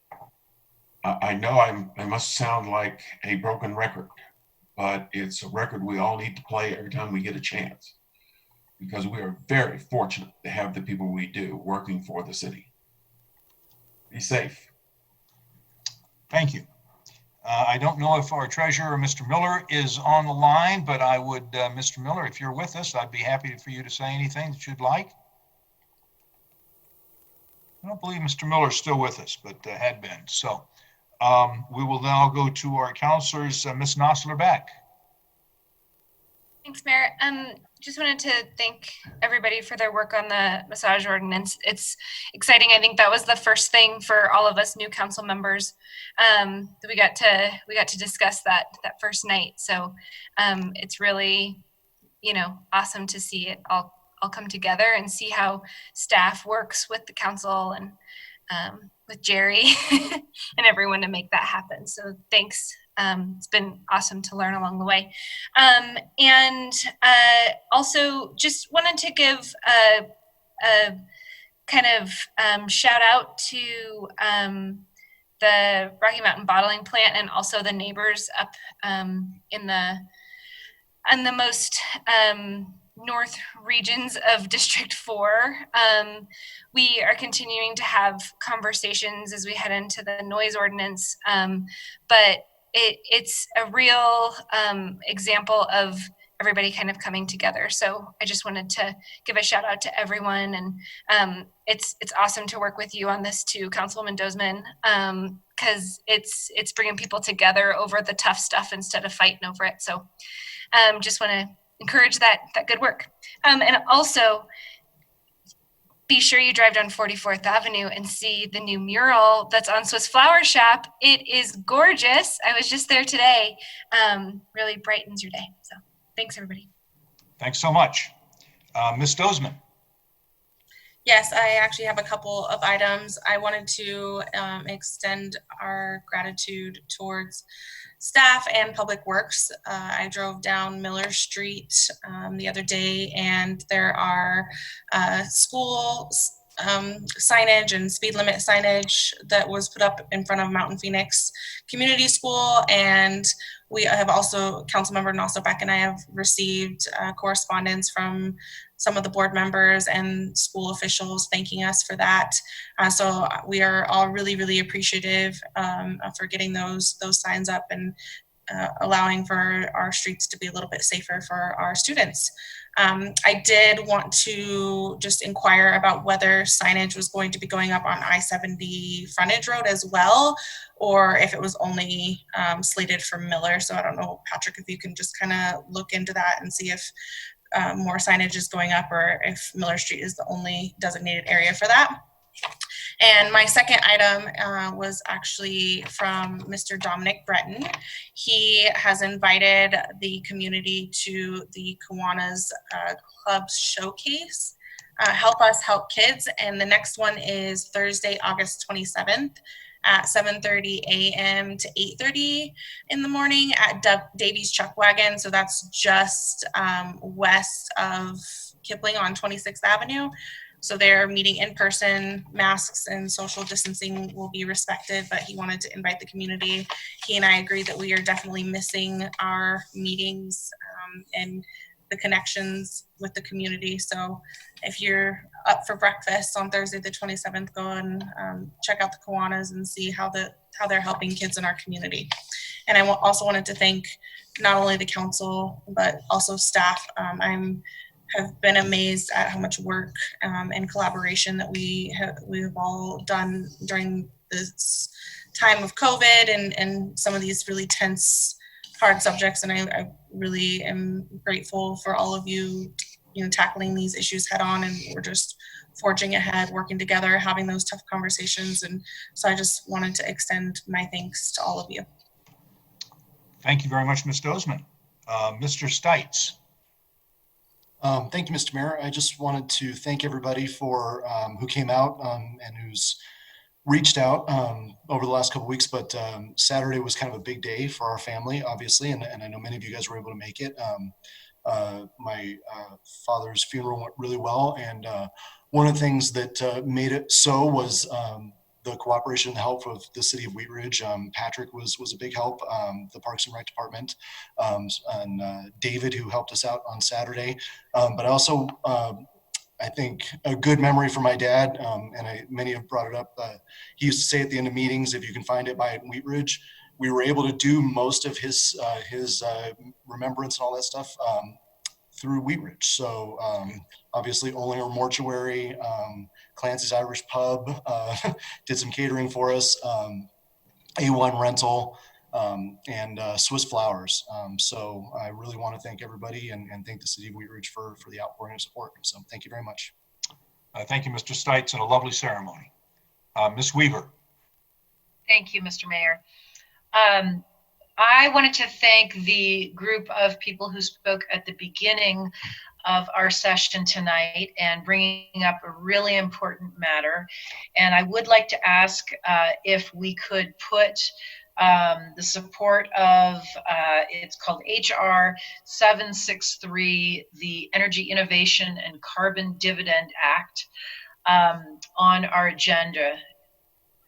Councilmember Weaver on adding that. I will join you in adding that. Looks like we have support to add that discussion to a study session. Okay, thank you very much. And thank you to all the people who got on and spoke tonight. And and I'm not remembering Andy Rasmussen's little girl's name. If Jasmine.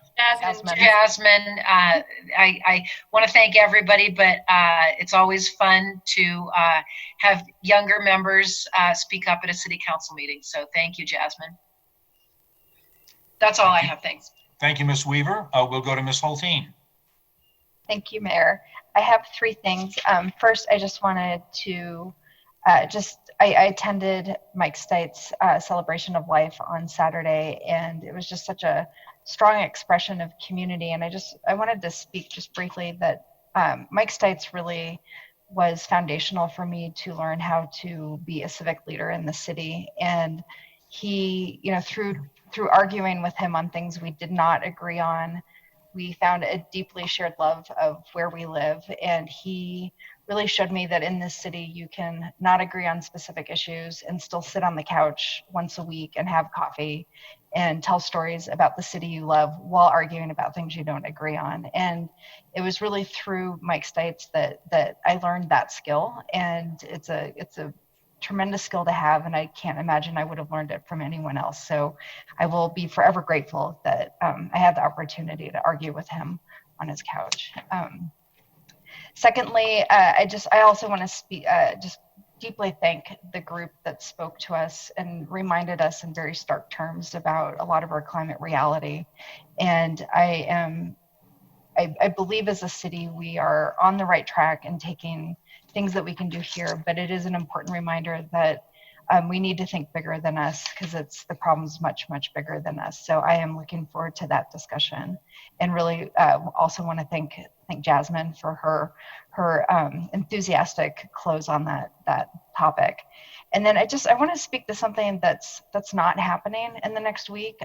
This weekend would be the Carnation Festival, and I'm feeling its absence. I feel like that's a rhythm to our community, and I will be noticing its absence this weekend. And I know there's a lot of people who do a lot of work on that, and I'm already looking forward to it in 2021. I'm also missing the Olympics, so it's got a little bit of a bummer of an August, but we're still a great community, and I think 2021 is going to knock our socks off. So thank you.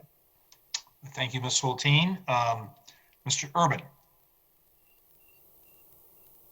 Thank you, Mr. Mayor. So with the passage of the massage ordinance, licensing ordinance this evening, the timeframes that are set within that ordinance place a 30-day timeframe for those that get their license within 30 days, the fee is waived. So I would like us to set for the September 14th City Council meeting and just an update from city staff relative to where we are within that, having that 30-day timeframe. And then going out the 90 days, the meeting on November 9th would be the day after the 90th day from today, as it relates to the full 90 days, and get an update from them on that as well, to see where we are and see if there's anything that we need to do to stay on that or change something relative to the way it's being rolled out. Did Allison have something on that? I do, Mr. Mayor, if it's okay to just mention here that the ordinance goes into effect 15 days after the final posting. And so that date, the effective date will actually be August 28th. And so then that would be the September 28th, I believe. That would be 45 days. That's a regular meeting. Should be our fourth. If you want to do a study session, it'd be October 5th, which would give us a few more days, I think, after 30 days, if that's all right. We could do a staff report at the end of September 28th also. I think I would support Councilmember Urban in adding this update to a future agenda. I'll leave it open, but I'd like it as soon as possible relative to that time frame, whenever that's appropriate for the 30 day, and then also for the 90-day time frame as well, to make sure that we are staying on top of this. And then Ms. Greenfield mentioned that there may be some businesses operating without a license in the city, and that those businesses are open to inspection within that 15 days or after the 15 days from final publication. So I'd like us to look at jumping on those as quick as possible. And then also in talking with Trevor at the City of Aurora, he indicated that currently cities do not have access to the nationwide background check database through the FBI criminal system. And so that will require a statewide legislation to allow us to have access to that. So as we get closer to the legislative session, we may consider a resolution supporting a bill like that at the state legislature, but that will come later in the fall, I imagine, and we'll look to our state legislators to enact something like that. That's nothing we can do here locally, but just putting that out there so we can consider that down the road. But that's all I have. Thank you. Thank you, Mr. Urban. Ms. Hutchinson. Thank you, Mr. Mayor. I want to thank the people who did speak tonight on climate change. This is a topic that does need to be addressed, I believe, federally. And we've only had 50 days over 90 degrees. We're 100% drought in Colorado, and we have fires up in the mountains. So, hello. So I'm very anxious to see what this HR 763 bill is going to be, and I hope we can get some direction federally. Thank you. Thank you, Ms. Hutchinson. Ms. Hoppy. Thanks, Mr. Mayor. A couple of thank yous. I'd like to thank everybody who worked on the massage ordinance. What I greatly appreciate about that is that not only was it a detailed study session, it was a distinct and detailed presentation at our meeting tonight, but that it also addressed all of our concerns from the study session. So I appreciate it takes a good listening ear to be able to pull all those out and to be able to address them. So I appreciate that. I also want to say thank you to Lauren, and I forgot to say this last week. Some of you might have noticed I had a kiddo behind me last week. That was my 12-year-old daughter who, when I left my packet about zoning on the counter open over the weekend, she had started reading it and became really interested in those topics. And so that's why she joined for the beginning of the meeting, was to listen to that. But so thank you to Lauren for reaching out to all ages with your memo, and maybe we'll have a future city planner coming ahead. Thank you to the Wheat Ridge Business District for their grant for their mural project, which is the one that Councilmember Nussler-Beck mentioned on 44th. And if anybody has a large side of a building that they would like a beautiful mural on, get a hold of the Wheat Ridge Business District and they can help you out with that. Next, I wanted to ask if we can find a consensus to add the language on the massage licenses that have to be posted on the wall and in the massage businesses that gives it's basically the consumer's rights and how to contact DORA and the appropriate people within the city of Wheat Ridge and within the police department. So I'd like to ask for a consensus if everybody agrees to be able to add that language to the license. Please raise your hand on that. It looks like we have consensus on that. Ms. Hoppy. I have a question on that. We're taking a consensus to do, I understand what you want to do, but how are we doing that? It's just going to be printed on the bottom of the license, as I understand it. Right, but how are we enacting that? It's not part of the ordinance, so is it we're instructing staff to include that language? It will just be an administrative task. I mean, yeah, okay. We'll do it. We'll go ahead and do it. We'll come up with language and figure out a proper way to do it. Okay. There's both a DORA phone number and a DORA website. I used to work for DORA, so okay. There's a consumer education manager there that would want to look at that language and make sure it's correct. Okay. If you have some information on that, Zach, could you please email me? Thank you. Yep. And then I just have one question for City Manager Goff. I had asked a couple of weeks ago if there was something we could do about shower facilities for the homeless in our community. And so I'm just asking if there's maybe some sort of update on that. Yeah, I'm sorry, I don't have an update this evening. I did ask our Parks and Rec director to look into it. There's a nonprofit, I think it's just it's a church down the road here on Wadsworth that has a shower trailer that they rotate throughout the communities in Jefferson County. And I know Arvada and Lakewood and Westminster have been using it. There's actually a laundry services trailer also. And Karen O'Donnell was checking into that to see if we could get that in Wheat Ridge. As we mentioned, we were looking at using our outdoor pool locker rooms. But there's, in addition to COVID, there's also infestation of lice going around that's actually killed a few homeless folks in Denver. It's carrying a bad disease. And we are concerned about that infestation in our city facilities and with our city staff. So we felt the trailer was a better option. It's run by volunteers, and they have private showers, and they also provide additional services, clothing, socks, and toothbrushes and different things like that. So I'll check on that tomorrow. Thank you. Thank you. Well, that just about brings us to the close of our meeting. I want to thank Amanda and Patty and Rob and Heather, and particularly Jasmine, for coming and speaking eloquently, providing us great information, and also providing us a pathway to look to help clean up our world, which we need to do.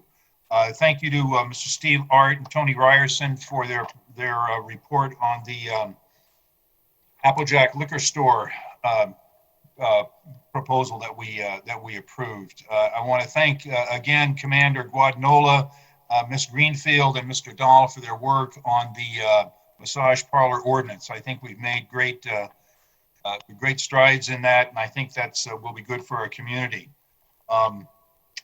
It was my pleasure to attend the city thank you recognition for city employees on Friday, and we had a great Zoom presentation by Mr. Goff and all of his directors, and had great attendance, I guess is the word, by a number of city employees.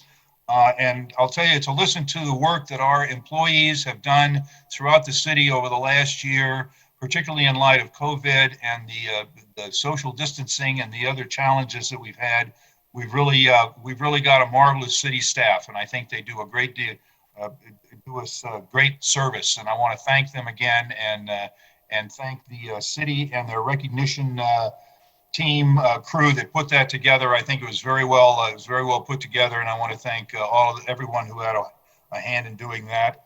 I always see Chief Murtha down here on the line with us. Chief, I want to thank you very much for being with us. We appreciate you and your department in our city, keeping us safe and providing justice and peace in our world here. Thank you always for joining us and listening to our citizens on these calls. In the press this week, there was some disparaging comments and hard times for city, or not for city, but for county and municipal public health directors. These are hard times for someone to be in a public health world, I'm sure. I want to recognize Dr. Tom Johnson with Jeffco Public Health. I think he's done a great job for our community. He's working as hard as he can to do this. Also, Jill Hunsinger Ryan at Colorado CDPHE, Colorado Department of Health and Environment, for her work and their team's work to all of our communities to keep us safe. We're in the middle of this pandemic. The news this week looks good. We're holding down our numbers, and the curve is going down. I want to thank all of our citizens for helping to achieve that. Please stay socially distanced. Please wash your hands. Wear a mask when you come into contact with other folks. Be courteous to one another, and we can all get this thing under control. So thank you very much for joining us tonight. That concludes our meeting. Thank you very much, and good night.